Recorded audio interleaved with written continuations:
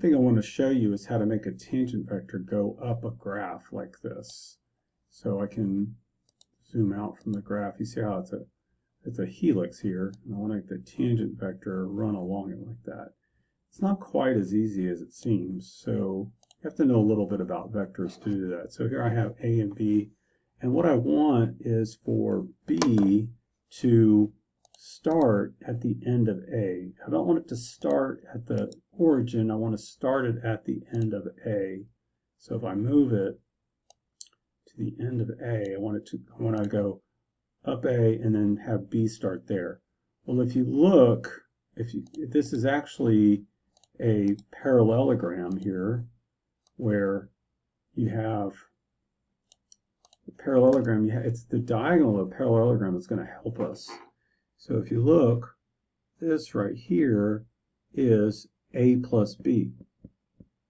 So if I want to draw a vector, this vector B, coming off the end of A, I would just do A plus B.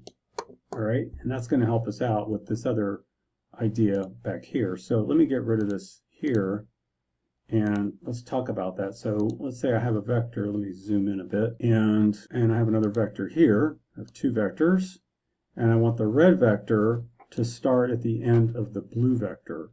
So what I'll do is I'll write the end of the blue vector right here, 1, 2, 3, and I'll add these two. 1 plus 1 is 2. That's the x components, the y components. 2 minus 1 is 1. 3 plus 2 is 5. So end of the blue, and then the summation of the two. And so you see that now that vector ends up at the end of the blue vector. So blue and then red. All right. So in essence, if my blue vector represents the vector function vectors, the red vector can be the tangent vector. And so that's what I did here. So let me get rid of these. So let's get a helix in here. The helix is determined by this vector function here. And see how it's determined by vector function. This is my vector function here, cosine t, sine t, t. The helix I'm doing with a different parameter, because that parameter doesn't change. Since it doesn't change, it's the entire curve itself. All right. Okay, so then if I want to get a tangent vector in here, I've got to take the derivative. Derivative of cosine is negative sine. Derivative of sine is cosine. Derivative of t is 1.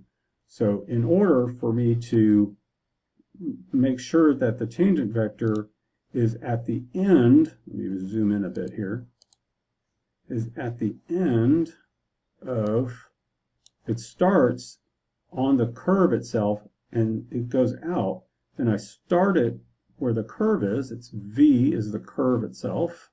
It's the vector function of the curve. And then I do v plus the tangent vector to get what I need. All right, so I'll do another video about this to make it clearer. And then we'll do the normal and binormal vectors as well to complete the Fermat frame.